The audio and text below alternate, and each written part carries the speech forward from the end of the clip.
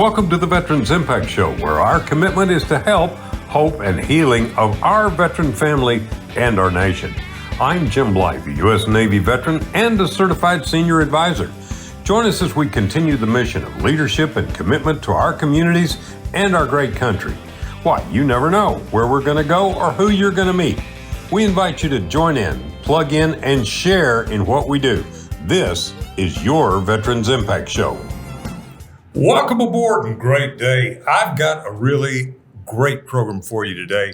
I tell you what, something that I have been very close to for a number of years is working with veterans that are homeless. So today we've got a very special program. I want to introduce some really nice people. I tell you what, you're going to go, wow, Jim, you're hitting home runs after home runs. So Michael Buchanan, you are the interim PAO for the North Texas Veterans Health Association or Hospital, whatever, all of them. Yes, sir. You got all of it, don't you? Yeah, all of it, sir. Yes, sir. Yeah, you got enough. It'll keep you going. It will keep you busy. Yeah, and Dr. Sarah Spain, you are the chief of the mental health for the entire system, correct? Yes, sir. Boy, that's a big job. Yes. I mean, that is huge. Because being around a bunch of veterans, we're all a little bit nuts. Trust me. Well, we're really happy to provide the services that we do, and I can't wait to tell you about them today. I'm looking forward to it. And Dean Cromwell, you are the director of all of the homeless facilities. Homelessness, is that right? Yes, sir. I'm responsible for the homeless programs and the work therapy programs. Oh, man, the work therapy program. That is important. All right, let's start off with just basic. Give us an overview of what this program does and what you guys are doing in conjunction. Would that be easiest place to start? Sure, that sounds amazing. So Okay. I'll start with the overview of mental health. So our homeless programming falls within our mental health service. And as Jim has said, we are co-located at all of the locations in North Texas. So that goes as far north as Bonham, as far east as Tyler. We're out in Fort Worth, we're in Dallas, and a bunch of other places. So when we look at mental health care, we have various levels of mental health care. We have inpatient mental health care, where patients may stay for up to a couple of days or sometimes longer for acute mental health symptoms. We also have our homeless programming that would include a residential or domiciliary setting. So we are able to house veterans and kind of get them back into the community when they've experienced homelessness. We also have the opportunity to treat patients with PTSD or with other substance use concerns. And we're able to treat them both at our Bonham location as well as our Dallas location. And so those are residential units. So those are the acute care needs that we provide. And then if you start to look at general outpatient care, we provide outpatient care across all of the areas. And that would mean looking at treating things such as PTSD, looking at substance use treatment. We call that specialty care, but we also provide treatment for depression, for anxiety, and a host of other conditions. And we have amazing programs, which we're looking forward to telling you about today, where we go into veterans' homes or we bring them to us to teach them skills so that they can integrate back into the community. One of our largest programs that we're very proud of is our homeless program. And Dean is over the homeless program, so I'll let him tell you about that. Well, Dean, this all got started when I got an email from the Public Affairs Office with Vision 17. And it was talking about what tremendous strides you've made with homelessness in your North Texas. So tell us a little bit about that, would you, buddy? Yes, sir. I'd be happy to. Our belief is that veteran and homelessness should never be in the same sentence. And so we try to cast a broad outreach, trying to find veterans in need of our services, and we have committed follow-up to these veterans. Over the course of FY25, we encountered approximately 8,100 veterans. Of those, we screened approximately 3,100 of them and was able to work closely trying to meet their needs. Throughout that, we engaged with 1,100 27 unique unsheltered veterans. Of those, we house 646. With our permanent supported housing program and transitional housing, we housed a total of 1,130 veterans. As you mentioned, our benchmark was 759, so we met that at 150%. This falls in line with Secretary's goal of accountability and measurable goals. This shows a tremendous growth and progress we've made in helping the lives of these individuals we serve. That's so important because we've got to have hope, help, and healing. That's what this program's all about. So you're doing that. You're getting them off the streets. There's so much talk in the United States right now and worldwide, I think, about homeless and the issues and problems. But the VA is leading the way. And Michael, you and I talked the other day about how the VA has led the way in many, many things. Absolutely. Medically.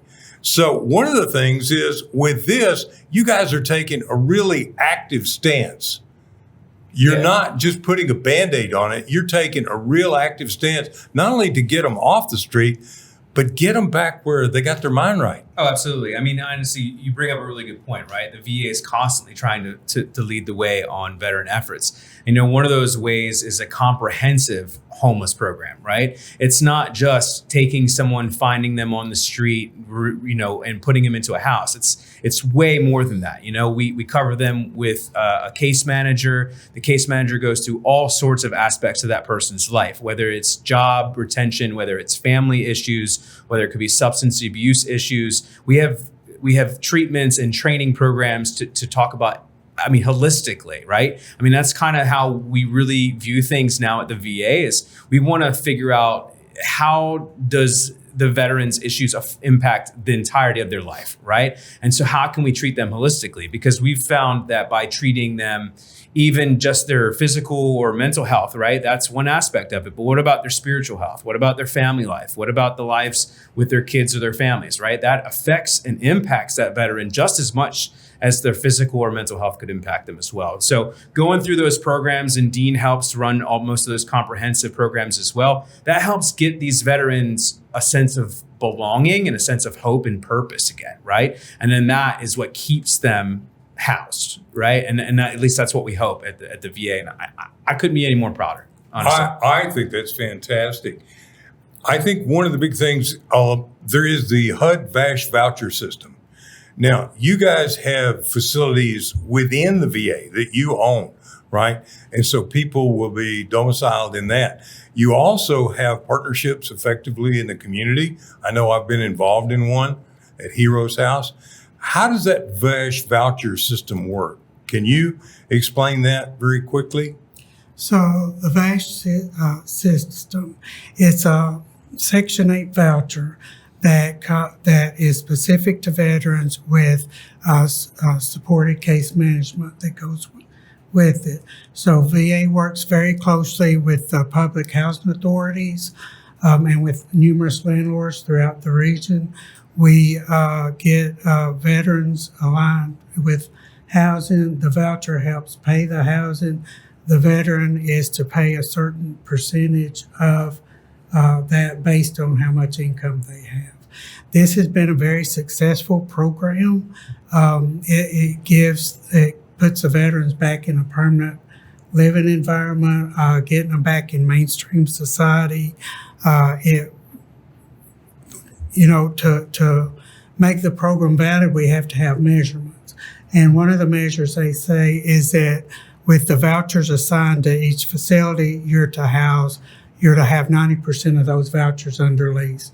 For VA North Texas, we have 1,779 vouchers assigned to us. Out of those, we had 98% of them under lease, which means we're taking these resources that's been given to us and we're being able to directly give them to these veterans, making a change in their lives so that we can get the veterans off the street or out of unstable situations and putting them in a stable housing environment with all the wraparound services they need. Dr. Spain, I know from my experience as a certified senior advisor that when you've got a stable housing situation, when you've got the ability to give somebody an address so you can get a job, that helps a lot. That starts right there in the core of mental health, correct? Oh, yes, absolutely. I mean, we think about that as the foundation for success in other areas. If you don't have stable housing, food instability is another area where if people are struggling with that, it's kind of hard to work on some of those more far-seeking goals. We really want to be able to help provide that foundation to patients and to our veterans as often as we can. Well, you were talking about other programs. So tell us a little bit about some of those programs. Sure. Food, for instance, you said food situation. You know, I never thought about it, but how does somebody who's living on the street get a chance to eat? That dog doesn't hunt. So when you get them into stable housing, you can help them with what, like a Meals on Wheels, or you can help them with some way to get taken care of? Yes, sir. So we work closely with the Tarrant County Food Bank, and they help us provide groceries for the veterans. There's a lot of other community partners that steps up to help provide food. We also offer cooking classes for these veterans to help them learn how to make healthy meals on a budget. We do budgeting classes, which helps them learn how to shop on a budget and fix healthy meals on a budget that can help maintain them not only in the home, but help them with their health as well. You know, that is so important. So we kind of interrupted you, Dr. Suzanne. No, that's okay. I would love to tell you about some of the programs Please. that can help support some of these challenges. So one of them is called the Psychosocial Rehab Program. It's been around for a really long time. What we do there is we connect with veterans and we allow them to pick almost a selection, kind of like a college list of classes. And we talk about budgeting, like you said. We actually do some gardening classes. We offer a variety of things based on people's individual needs. And it's so people can come and spend the whole day, Monday through Friday, with us in these programs. Some of the programs are groups and some of them are one-on-one. So if someone needs that one-on-one counseling and to be able to spend time really learning themselves and figuring out what the next steps are for their mental health, we can offer that as well. But that's a program that we're really proud of. And we have it not only in Dallas, but we have it in Fort Worth, and we're expanding. Another program I really am excited to tell you about is our intensive case management program. Wow. Yes. Okay, that's real important. Yes. I've heard about that. Tell us a little more. Sure. So that's a program where we actually go into veterans' homes. So if we have someone who's really struggling with what we call severe mental illness. So that might be bipolar disorder, schizophrenia, something like that, where they're really struggling to get to the VA, maybe because of transportation or not having that family support. We directly go into the homes of our patients on a regular basis to make sure that they have the support and the case management that they need. So we're really, really proud of that one because we want to make sure that we meet people where they are.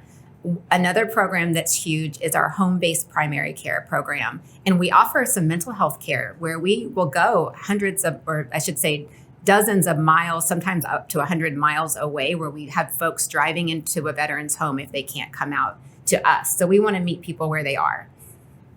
And I want to tell you about our virtual care too. We telemedicine. We're doing a lot of that, and we found that really since COVID, some people prefer not to drive to the VA depending on how far away they are. So if they say we want to do a video session, we know that, for example, with therapy, doing video, the outcome is the same as doing it face to face in person. And so it's very successful. And if someone asks for that, we want to be able to provide that to them. So we're all about making sure that we meet the veteran where they are. And see, that's one of the first things that I don't even remember when we got started broadcasting about that and promoting that, to saying, hey, if you're a veteran and you don't want to be in the VA because you don't want to drive all the way to here, or you don't want to go all the way to there. Yeah. Not only do you have 2016, my engineering wife, she tells me what to do. Trust me, tells me where to go too. I call mine the warden. Yeah, so I understand. Yeah. Well, I don't call her the warden. I mean, In doing this, it is so important to get veterans where they're not afraid of the VA.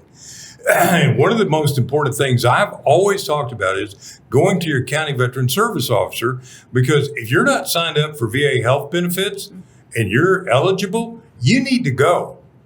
Yeah, so let me expand on that too. So yeah, we tell them the same thing, right? Go to your county service officer. Your county service officer has a lot of information for you. But we also uniquely here at VA North Texas, we have an outreach team. So for the VHA, and we send them to where veterans live, work, and play. And it's specifically for that reason, Jim, like you were talking about, is to sit there and talk about all of the benefits that they've earned, right? The benefits that they could be missing out on, the healthcare benefits that could have helped them, or to help them even offset costs, right? Like we have a real focus on military, not in the military, but police, fire, and EMS, right? Because I don't want to say that their insurance is not great, but typically tends to not be great when it's city insurance, right? And so this is typically a way for them to be able to offset some of those costs, right? And I guess it's an option they're not considering, right? And we want them to consider all those options, because at the end of the day, with them considering those options and coming to utilizing VA services, they learn more about us.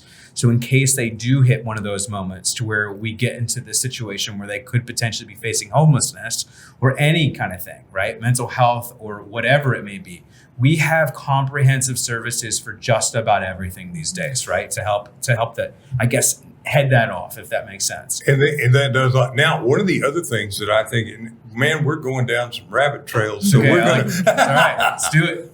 All right. One of the big things, too, is you partner with other institutions. You partner with UT Southwestern on a lot. I know used to be Dr. Hastings, who was head of your cardiology, and then he was the chief medical officer, was also over at UT Southwestern. And so he worked with them in pioneering a heart valve transplant deal. It was pretty amazing. And so these things, you're not just the VA standing alone, because you said if you have a transplant, you send them down to the DeBakey Center in Houston. Yeah. Mm-hmm. And they partner with MD Anderson. Mm-hmm. So this is really important for people to know.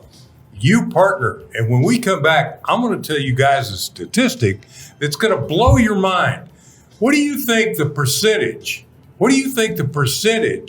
of medical professionals in the United States that have trained in the VA is? I'll tell you what, when we come back, we're going to talk about that. So this is Jim Blythe.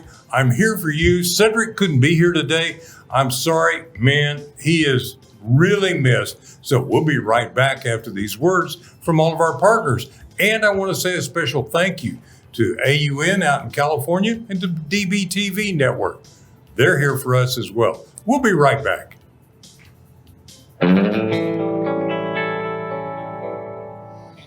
Welcome back, and thanks to our great sponsors, Fairway Independent Mortgage, Healing Thine Heart's Ministry, and Symbios Integrative Health. Now, let's get back to this conversation. Hey, this is a fun conversation. Too bad we don't have a fireplace and, have Right. another cup of cocoa. I got my. I agree. Yeah. I'm going to work on that, man. I'm going to work on that. I don't know, though, in these beautiful studios that we could get a fireplace, but maybe they could put a virtual one there. That's right. It's so important that we focus on mental health, because a lot of people don't realize, I made a statement, didn't I? You did. What is the percentage? I want to know the percentage. 70%. Wow. Mm-hmm. You know where I got that? From my good friend, Dr. Holt, when he was director of VA North Texas. And I talked with Secretary Wilkie when he was secretary. Mm-hmm. And I've talked to Secretary McDonald. Everybody substantiates the same thing. 70% of your medical professionals go through the VA. Yes. Now, May I tell you a little bit about our training programs? Yeah, Yes. please. So, in mental health, we're really proud because we do train future doctors. So we have medical students coming in. We train them in mental health care. We have a very robust residency rotation. So they come through our geriatric team, they come through our substance use team, and our mental health inpatient team. And we're really excited about that because they're getting the opportunity to learn about the veteran population. And we are very, very excited that we're able to recruit back a lot of residents who have come through, whether it's UT Southwestern or other schools, because we also collaborate and have academic affiliations with many different programs in the Metroplex. Additionally, we have an amazing psychology program where we train interns and postdoctoral fellows. And again, we're able to bring some of those people back. So we believe that training people to take care of veterans is extremely important because of the complexity with the veteran population. We see not just mental health care needs, but we see housing needs, we see substance use needs, we see so many different things. And as Mike was saying, we just have so many resources. When you come to the VA, if you need something, there is a program or there is a person who can help you. It's one of the best things about working at the VA. Absolutely. Well, one of the things, and I've heard it so many times, I kind of like peeling back an onion. Veterans are unique compared to the normal citizen of the United States because you may have layers of things that need to be taken care of. May not be just the pain or phantom limb pain, or it may be also a combination of diabetes. Maybe that you've got other things. You've got PTSD. You may have so many integrated things that are stacking up on a veteran.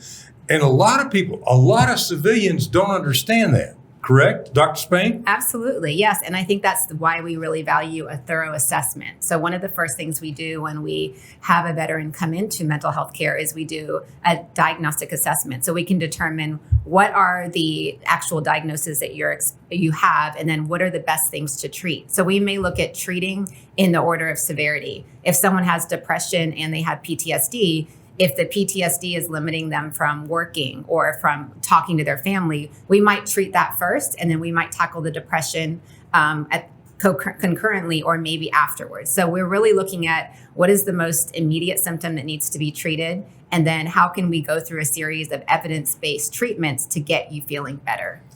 Absolutely, without a doubt. What were you going to say, Michael? Oh, no, I mean, exactly what Dr. Spain was just saying. I mean, like our programs are just so robust and so comprehensive. I usually challenge veterans that I meet to try to give me a problem that we don't have a program for, or we couldn't get you to somebody to solve, right? Yeah. I mean, and I think that it's just important to understand that it's not that it has to be it's such a dire need, right? I think that's a problem. You know, I'm a veteran myself, right? So I'm an Army veteran. It doesn't always need to be where we come in when there's a dire need. It needs to be where we come in because this is our healthcare, right? This is ours. We need to have a sense of ownership for our own healthcare needs, right? We need to be an advocate for our own healthcare needs and an advocate for the VA too, right? I mean, because think about it. I always try to remind myself of this as a veteran, right? Is that our healthcare system, the VA, has come a long way, but it was because of veterans like Vietnam veterans, for instance, right, who were very vocal about what they needed and what they wanted and what needed to be done. And so those veterans really set the path for how the VA owns and operates its business these days, right? And I think that that's so important to remember, right? Because just like all of these programs, right, if you wanted to see more programs, we need you to come see us. We need you to come be a part of us, and we need you to say something so we know that we're missing a program that you direly need. I guess I'd be remiss if I didn't say it, I guess. You're right on point. And one of the big things, and Dr. Spain, you know this probably better than anybody, women's programs were late coming on in the game because there weren't that many women who were involved in the military. And so the percentage, I remember somebody was telling me she was a Vietnam veteran and walked into a VA and they're going like, what are you doing here? Well, we don't know what to do with you.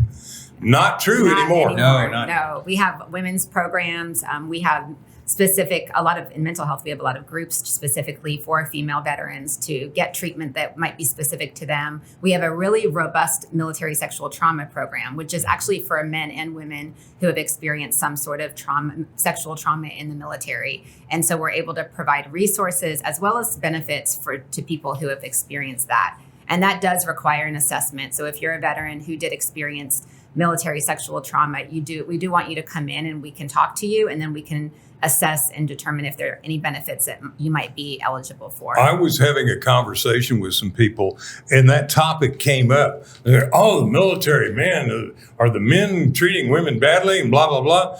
I said, we are a microcosm of this whole nation. what's going on out there. And let me tell you something. I found out that 3 out of 4 young women and sometimes young boys have been either sexually, physically, mentally, emotionally abused by the age of 14 that Child Protective Services should have been called. And where do they get, if they're in the civilian population, where do they get that kind of help? With the VA, you are getting that kind of help. Yes. And this is what's important. You're trying to get out there in front of it. You're trying to do that. And one of the things you talk about, healthy eating, I called up Steve Holt when he was director, and I said, hey, let's go to lunch. And he said, come down here to the hospital and get me. And I said, okay. And I said, Steve, one of the things that bothers me is I see all these guys in wheelchairs. He said, Jim, most of them are not combat. Most of them are diabetics. And that healthy eating program that you're talking about is so important to help them get past that. So here we go again.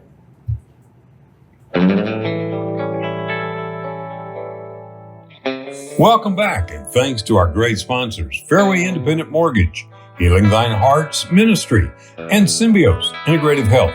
Now, let's get back to this conversation. I tell you what, we get so passionate because the 4 of us are so passionate about that. So when you get into, now, let me tell you, honest, I gotta confess, I didn't get into the VA until I actually did a deal with the head of VA benefits at a live remote that I did at the Garland facility. And it was all about the PACT Act. And he said, you come with me. He said, you're a Vietnam veteran. I said, well, I was on aircraft carriers. He said, come with me. So he got me signed up. And I go, well, this was not that difficult. And I went and I met with all the doctors and everything, and I got a VA disability because I was in all kinds of toxic stuff on aircraft carriers. Not to mention some toxic personalities that we had that were PTSD, and we didn't know. We didn't know. So I then went and got a PCP, and I go annually, and I also have my own doctors from when I had a heart attack and the other things I've got. So you get to keep your own doctors if you want to. So I have basically the doctors I want to keep that are civilian, but when I go, I take all of my records to my PCP, and they go through a Q&A with me, and I'm like, really? You're asking that? Yeah. But they're thorough, Michael. They're so thorough. Absolutely. It's funny that you bring that up because that's what my outreach team, I think, is the question we get asked the most. Why do I need VA, right? Like, I have my own insurance. I don't need VA, right? Or we get this one a lot. Other veterans need VA more than I do right now, right? We hear that a lot, okay? They need benefits more than I do. They need services more than I do right now. And that's just not how it is, right? I always try to equate it like this, okay? That is the military's chow line theory, is what I call it. Okay, I call it chow line theory. You've been there too, exactly, huh, brother? Right? Everybody's been in a chow line before. Okay, and so in the chow line, your leadership eats last, right? We all know this. And if there's some to be had, if there's even food left, it's not that. It's not how it works here. It's just not how it works at the VA. It's more of a public pool theory. Okay, when you go to the public pool, it's crowded. It's real crowded, right? I mean, you see people for miles in a public pool, but you just try to find that place where you get in, and that's doing the benefits, right? Once you do your benefits, that's where you get in. That's where you fit into the VA. It's where you fit into the mega structure of the VA and its healthcare system, right? And then once you do, you just get on in. That's it. Get on in. The water's fine, you know? It is. And the personal physicians and people I've talked to, I've talked to quite a few, are not only tremendously capable, but like Dr. Hastings. Now, I'm sure he's not with you guys anymore, but man, that guy was unbelievable. Yeah, absolutely. I mean, tremendous physician, tremendous chief of staff, right? I mean, just, we definitely felt it. We definitely felt it for sure. You've had some great leadership. Yeah, absolutely. And what were you gonna add to it? I was gonna speak about the pool Yeah, go ahead. concept. So I think that's the other thing is that there's different ways to get care at the VA. So when we're talking about mental health care, we have the traditional mental health care, which would be medication management with a prescriber, or we have evidence-based psychotherapy where you can meet one-on-one or in a group setting to treat yourself. Sometimes we do it with a spouse, and other times we can do it with family. But then there's folks who say, I'd rather do rec therapy. I'm an outdoors person. I'd rather be outside. I don't want to come into the buildings. And so we have a very, very expansive recreational therapy program. We have occupational therapy, physical therapy. And so we also have, for people who are struggling with a situation where something may just came up and they're very stressed out by that, we have what we call primary care mental health integration. And that's essentially people who have a doctor at the VA, they see their primary care doctor, and they may be going through losing a job or a family stressor, or marital problems. And they can get a direct referral for short-term therapy and a chance to really talk about what's going on without a full referral to mental health care. So we have lots of different ways where people can get their needs met, and it's not one size fits all. Absolutely. No, you're so right. And it's so important because you never know.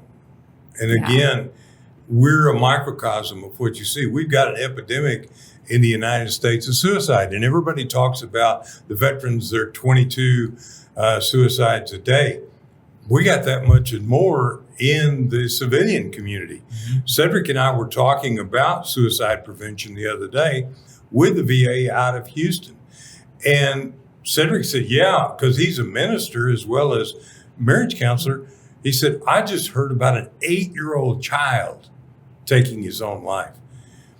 And so what I'm looking for the VA to do with its integrated systems, which the civilian doesn't always do, is be able to help that entire family. Absolutely. Because we can't, as a nation, you can talk about humanity, you can talk of things all along. We cannot continue to let people fall through the cracks. Yes, and our suicide prevention team is very large and robust at North Texas VA. So we're really proud of the work that they do. They connect. So I'm sure a lot of you have heard of 988. That's our prevention hotline number. So if any of you need anything 24 hours a day, that call center is open. And what we do for veterans who push 1 for being a veteran, we connect you to a local suicide prevention coordinator and or a local mental health care team if that's what's needed. So really that line is really to get people connected. It might be that they're experiencing homelessness. It might be that they're experiencing some other acute crisis. And we want to say, we hear you, we're here for you. What program would be best for you? How can we keep you connected? Because we want to see those numbers continue to go down.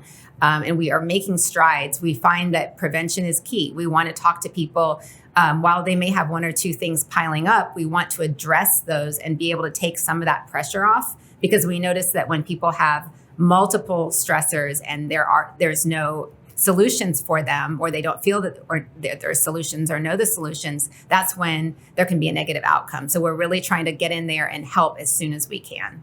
Yeah, and it's so important because, Michael, as you and I have talked about, it filters out. Mm-hmm. All you got to do is drive on LBJ Freeway, which is behind us right now, and that'll stress you out with a big time. But let me ask you a question, because I've heard this conversation. I have been on other talk shows, and they talk about homeless people being chronic. Homeless people being, you can't get them, you can get them out of the street, but you can't get the street out of them. Mm-hmm. You guys are addressing these with all of these other programs to make a comprehensive thing. And I want to remake that point very specifically to say chronic homelessness is not a medical condition that's acceptable, in my opinion. And you've got all of these things that you guys are doing. Absolutely. Yeah. And Dean, you wanted to say something? Yes, sir. With the homeless programs, we're one of the few homeless programs VA-wide that has the holistic approach. In our programs, we do have medical care, we have mental health care, substance abuse, all the wraparound services needed. If they need more services than we can provide inside the Comprehensive Homeless Center, then they get referred out to the programs at the VA. We have community providers that we are dependent on to help us, meeting the veteran where they are. Talking about chronic homelessness, that makes me think over in our Fort Worth homeless program, we had this veteran, he'd been homeless probably about 30 years. 30 years when we started connecting with him. He had some undiagnosed mental health issues, substance abuse issues. He was very guarded, did not trust anyone. We worked with him for over a year trying to build a relationship and build a rapport so that we could help this veteran and get him the care he needed. Due to the persistence of the staff, we were able to engage the veteran, got him into the VA system, took care of his medical issues, mental health issues, got him clean and sober, got him permanently housed in the VASH program. He had burned all relations with friends and family, had no one. He was able to rebuild the relationship with his kids. He was only with us about 5 years, but when he passed away due to cancer, he passed away in his apartment with his kids by his side.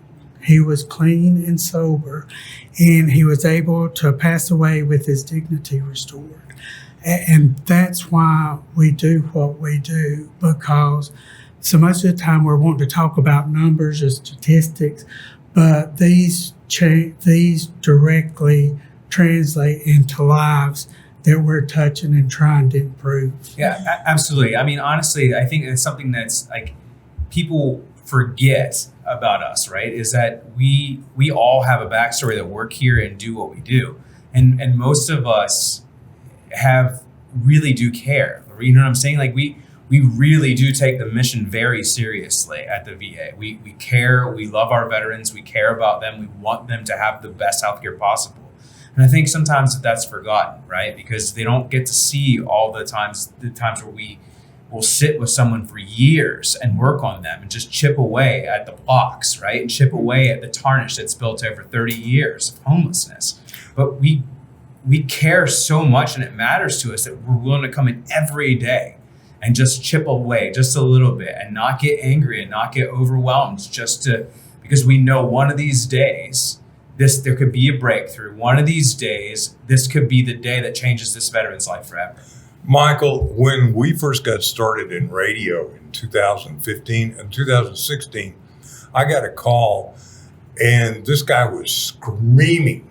I mean, he was off the wall and he couldn't get his prescription medications and he hadn't gotten his pension check, disability check.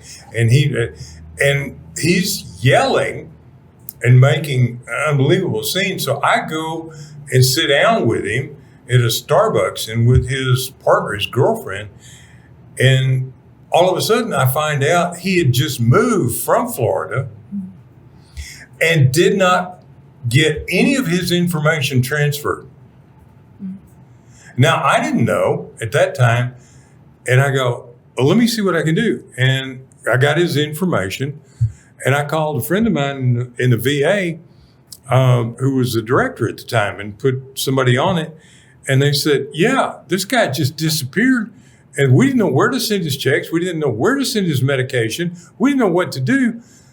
And I said, well, here he is. So they had somebody meeting with him the next day. Mm-hmm. And within about 2 or 3 hours, they got his medications. Within about a week, they got him his back pay, and he was able to calm down.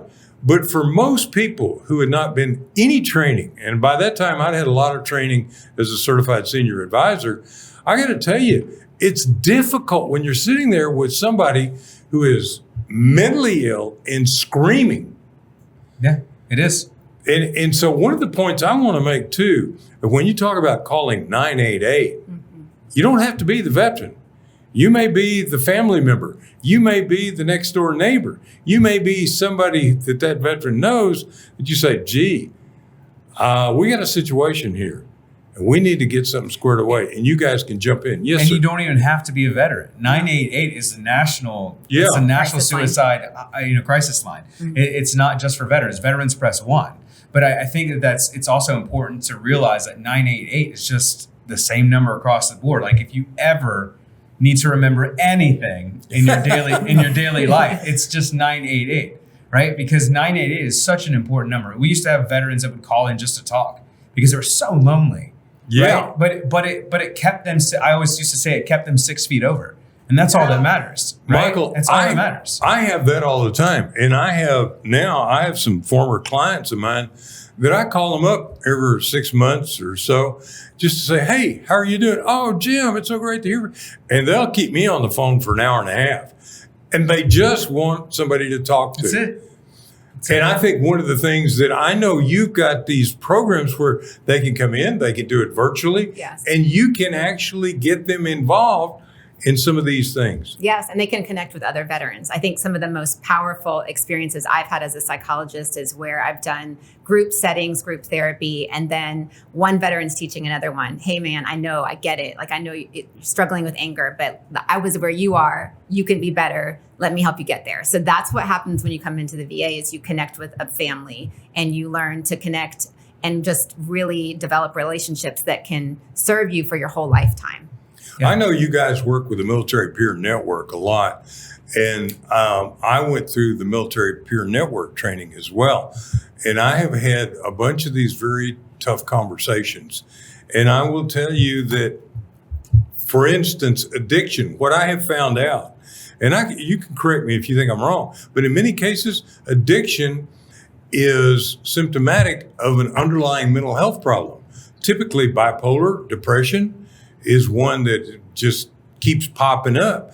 So until you address that mental health issue, you ain't never going to stop the addiction. I mean, you may get them sober, but they'll be back. Of course. Right. I think you kind of said at the beginning when you were talking about the VA, how it's like an onion, right? I mean, a veteran is so layered. It's so multi-layered, right? Because you have trauma that could be coming from anywhere, right? I mean, you could have trauma that could be coming from your family before you got in the service that was just compounded when you did get in the service. You have basic training that completely strips you down and rebuilds you again.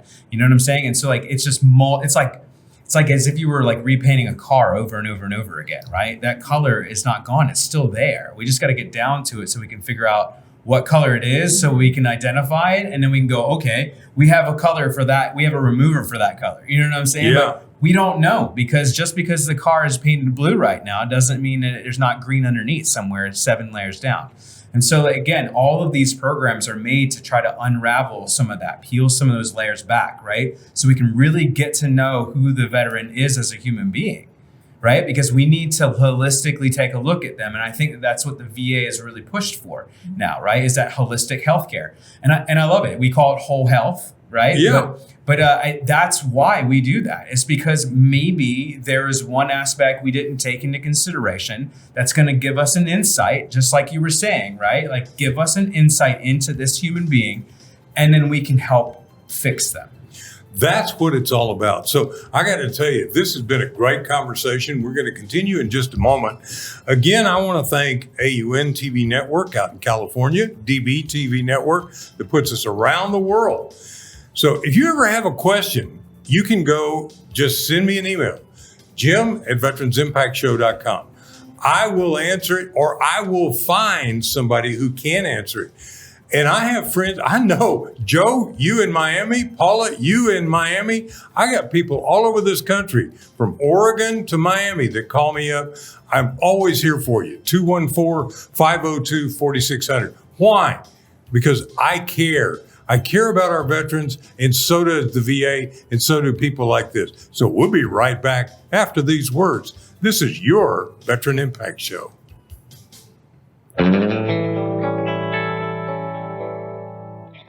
Welcome back, and thanks to our great sponsors, Fairway Independent Mortgage, Healing Thine Heart's Ministry, and Symbios Integrative Health. Now, let's get back to this conversation. Well, I got to make a couple of quick disclaimers. My company that I work for, Fairway Independent Mortgage, my MLS number is 311548. Now the attorneys can relax. We are a largest non-bank mortgage company in the United States. One of the big things we do is VA home loans.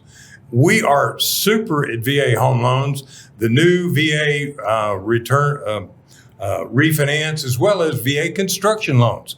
I have a team that can knock those out anywhere in the nation and get that taken for you.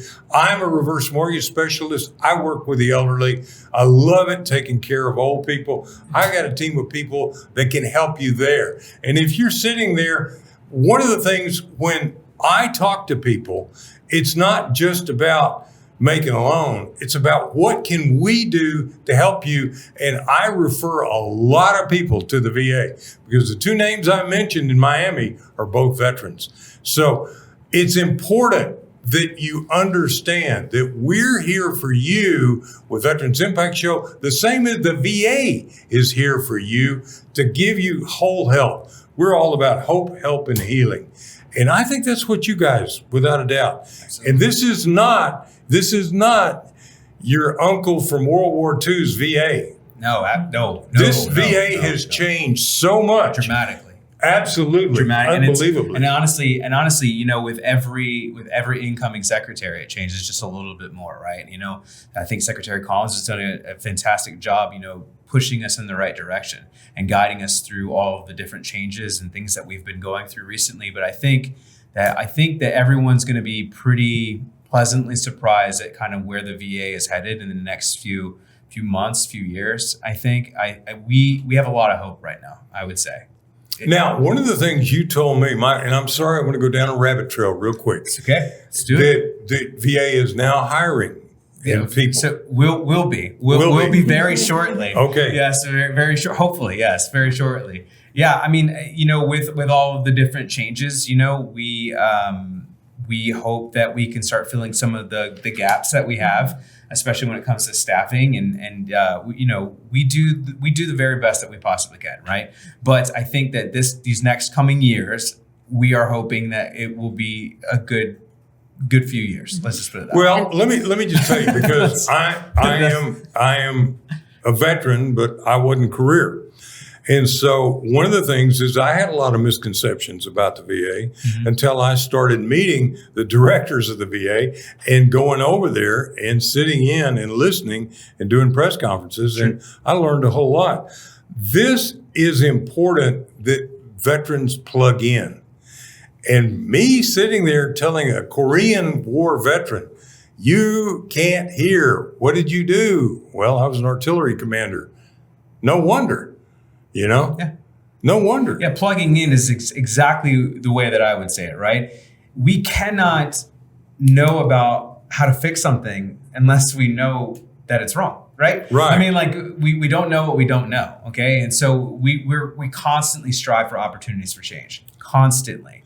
Do you guys ever get calls from like Adult Protective Services or some of these other state institutions, and they say, yeah, I got a veteran who's got a problem, a problem. There's honestly, you know, there's not really a problem that you could think of that we probably haven't tried to deal with or that we don't deal with almost on a daily basis.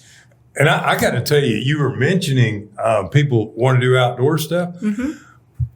When we started in 2015, I met this guy, Jim Dolan, who was an Air Force veteran. He started Heroes on the Water, where it was kayak fishing. And all these veterans would start coming, and we helped promote that and got them to come out. And so I'm standing there talking to Jim, and this lady walks up and says, Mr. Dolan, my husband hasn't been out of the house in 2 years. He hasn't laughed in years. And he's here. And Jim said, which one is he? He said, see that guy in the kayak laughing where he caught a fish and it's pulling him all over the lake? Well, that's my husband. That's wonderful. And, you know, there are all kinds of things. And I know you guys don't basically have a real community partnership with Jim Dolan's deal of Heroes on the Waters, but there's all of these things out there to take care of. And most of you guys know all about them. Yeah, and we have a lot of folks who do outreach as just their full-time responsibility. So we have people who connect with the various universities to say, we want to bring our veterans to the VA. And so we have partnerships with them. Our suicide prevention team is out there. They're doing outreach. We're communicating with, of course, our public affairs, public relations team is out there in the streets. We're really trying to get the presence so that if you can't come to us, we will come to you, and we'll get a way to bring you into the VA however possible. I do have a quick story I'd like to share about Dean's team. So the homeless program team is very, very large. We're talking over 100 employees, well more than that, who do all kinds of work in the community. And I've had the pleasure of going out with their team while they do outreach. And it is very powerful. I mean, these folks will go under bridges. They'll go into desolate situations. They'll go into empty buildings, empty structures, sometimes not empty. And their whole mission is to connect with someone who needs to be housed. And sometimes it's just that they actually are eligible for service connection, that they are eligible for mental health care or physical health care, that they may have a serious medical problem. So if they see someone who's even not a veteran and they say, you need help, we'll get you help, and they'll connect. And so those folks are very, very passionate. As Mike was saying, people who work at the VA, that we're here for a reason. We love what we do. We're very passionate. And a lot of people stay in the VA for their career for that reason. Absolutely. Well, we've just about come to the end of this. I'm going to bring this boat back into the dock. And Michael, I want to thank you for putting this together. There's a lot of things we weren't able to cover today, but I tell you what, I bet you we can do it again and talk about another aspect of how we can help veterans by getting them in there. I like to close with a prayer, but before, Michael, you're a veteran as well, U.S. Army. Yes, sir. Would you do it all over again? If a kid said to you, what would you do? Would you join the Army again? Yeah, but I'd do it for $1. No, Yeah. all right. Yeah. Okay, so I like to close with a prayer. Lord God of the universe, we are so thankful for you and thankful for this season in our lives where we all get to come together and work together. So thank you, God, for all you do for us. Thank you for the hedge of protection around our active duty military, wherever they go to run into the fire, and around our first responders who run into the fire instead of away from it. Thank you for our veterans. Guide us and direct us, and let our veterans work to bring this nation back together. One nation under God, indivisible, with liberty and justice for all.